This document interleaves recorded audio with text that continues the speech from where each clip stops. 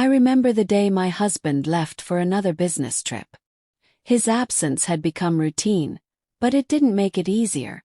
The house felt larger, quieter, too quiet.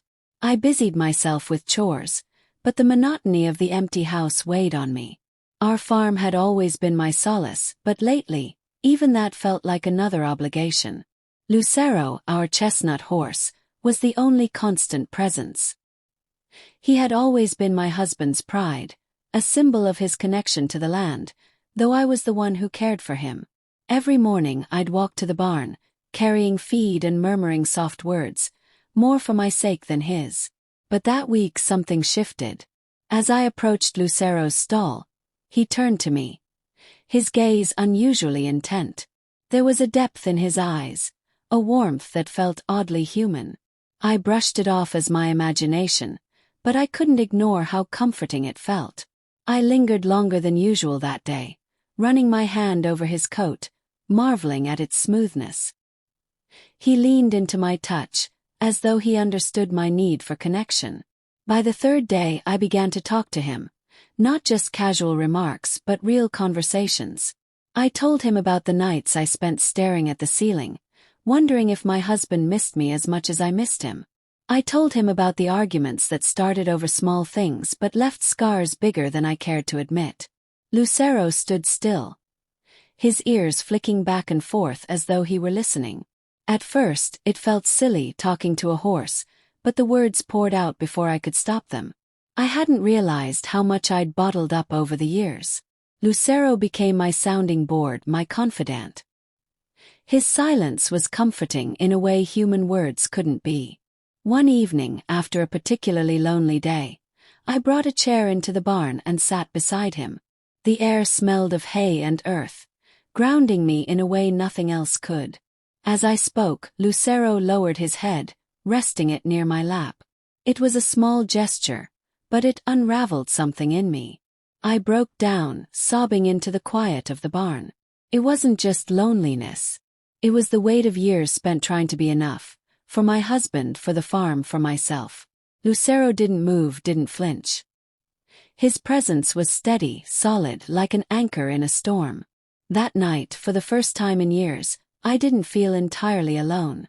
The connection I felt with Lucero was unexpected, almost unsettling in its intensity. It wasn't love, not in the way people might think.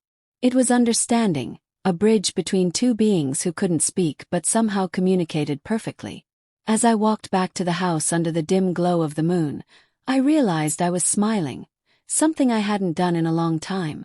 As the days passed, the connection I felt with Lucero deepened, but it came with a growing tension I couldn't ignore.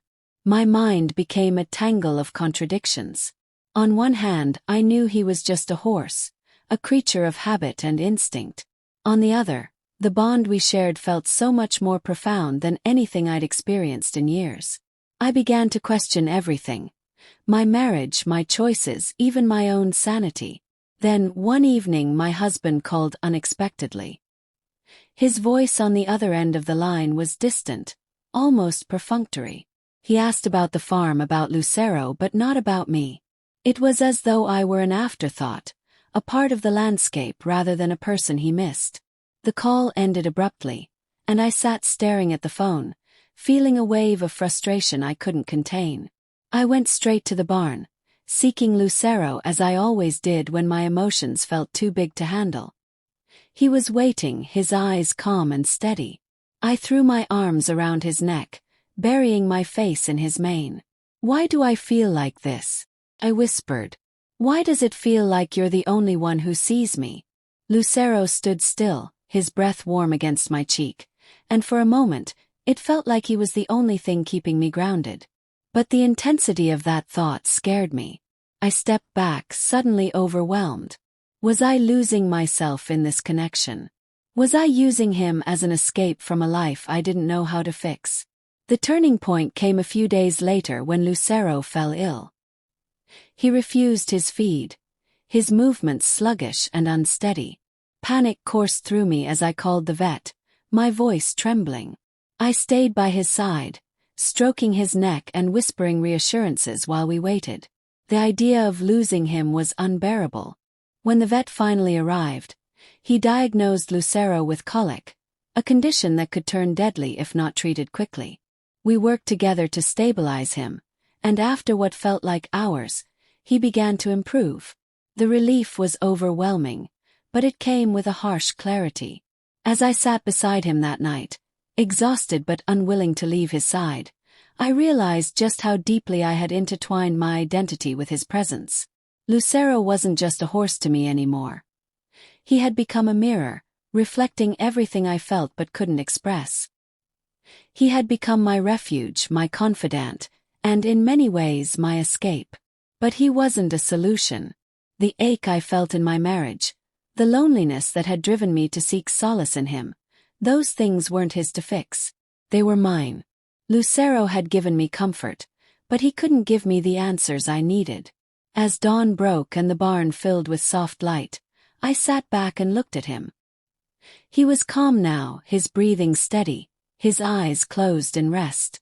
I realized then that I couldn't keep living this way. Something had to change, and it wasn't Lucero's place to save me. It was mine.